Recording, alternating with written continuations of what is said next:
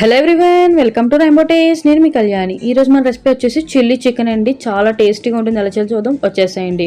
దీనికోసం నేను boneless chicken తీసుకున్నానండి. శుభ్రంగా కడిగి అట్టి పెట్టుకున్నాను. దీంట్లో సరిపడినంత ఉప్పు, కారం, పసుపు, అలాగే 1 స్పూన్ అల్లం వెల్లుల్లి పేస్ట్, అలాగే 2 స్పూన్స్ కార్న్ఫ్లోర్, 1 స్పూన్ మైదా వేసుకోవాలండి. మీరు కావాలంటే ఈ మైదా ప్లేస్లో 1 స్పూన్ బియ్యం పిండి కూడా వేసుకోవచ్చండి. 1/2 స్పూన్ సోయా సాస్ వేసుకుంటున్నాను. 1 ఎగ్లో 1/2 వేసుకుంటున్నానండి. అంతా ఒకసారి బాగా కలిసేలా కలుపుకుందామండి. బాగా కలుపుకోవాలండి, ఉండలేం లేకుండా. మన కార్న్ఫ్లోర్ వేసాం కదా. మనకు కావాలంటే కారం బదులు మిరియాల పొడి కూడా యూజ్ చేసుకోవచ్చండి. బాగా కలిసేలా కలుపుకోండి. సన్నగా పట్టాలండి, కోట్ అవ్వాలి మొత్తం ముక్కకంతా కూడా. ఒక 1/2 అవర్ మ్యాగ్నేట్ చేసుకుందాం అండి. నేను ఫ్రిడ్జ్లో పెడుతున్నాను.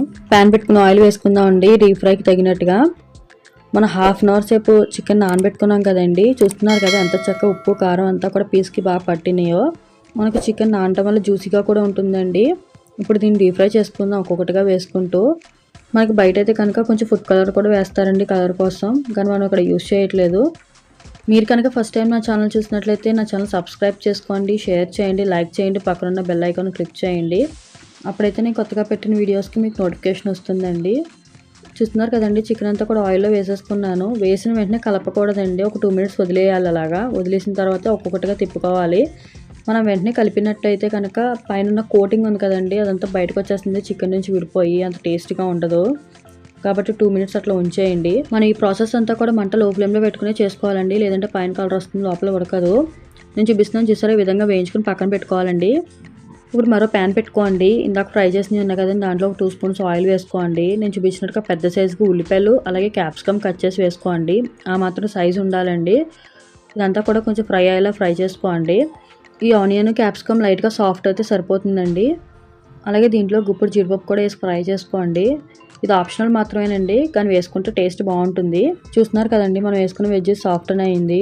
ఇప్పుడు సాసెస్ వేసుకుందాం. 1 స్పూన్ గ్రీన్ చిల్లీ సాస్, అలాగే 1 స్పూన్ డార్క్ సోయా సాస్ అండి. ఇది 1 స్పూన్ టమాటో సాస్ వేసుకోండి. అంతా ఒకసారి బాగా కలిసేలా కలుపుకోండి. ఈ సాసెస్లో ఫ్రై అవ్వాలండి ఇదంతా కూడా. ఇప్పుడు దీంట్లోకి లైట్గా వాటర్ వేసుకుందామండి. ఎక్కువ వేసుకోకూడదు, చాలా కొంచెమే వేసుకోవాలి. ఒకసారి అంతా కలిసేలా కలుపుకోండి. మన ఇక్కడ వాటర్ కనుక ఎక్కువ వేసుకున్నట్లయితే చికెన్ వేసినప్పుడు చికెన్ మెత్తబడిపోతుందండి, అంత టేస్ట్ ఉండదు అప్పుడు. అందుకే లైట్గానే వేసుకోవాలి. ఇప్పుడు కొంచెం సాల్ట్ అండి. మనకు అన్ని సాసెస్లో కూడా సాల్ట్ ఉంటుంది. అలాగే చికెన్లో కూడా సాల్ట్ వేసాము, చూసుకుని వేసుకోవాలండి సాల్ట్. ఆల్రెడీ మనం ఫ్రై చేసుకున్న చికెన్ ఉంది కదండి, అది వేసేసుకోవాలి. ఇదంతా కూడా హై ఫ్లేమ్లో పెట్టుకుని చేసుకోండి. అప్పుడైతే చికెన్కి మంచి స్మోకీ ఫ్లేవర్ కూడా యాడ్ అవుతుంది. లో ఫ్లేమ్లో చేస్తే మాత్రం చికెన్ అంతా సాఫ్ట్ అయిపోతుందండి. చూస్తున్నారు కదండి, ఇదంతా దగ్గర పడిన తర్వాత ఒక వెల్లుల్లిపాయలు సన్నగా తరిగి వేసుకోవాలండి. అలాగే స్ప్రింగ్ ఆనియన్స్ కూడా సన్నగా తరిగి వేసుకోవాలి. హై ఫ్లేమ్లో పెట్టి చికెన్ అంతా టాస్ చేస్తూ ఉండండి. అప్పుడైతే సాసెస్ అన్నీ కూడా చికెన్కి బాగా పడుతుంది. టేస్ట్ చాలా ఎన్హాన్స్ అవుతుంది.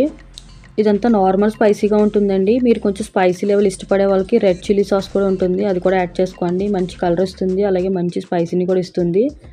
మనం ఇలా చేసుకుంటే అచ్చం రెస్టారెంట్ స్టైల్లో తిన్న చిల్లీ చికెన్ లాగే ఉంటుందండి టేస్ట్ కూడా.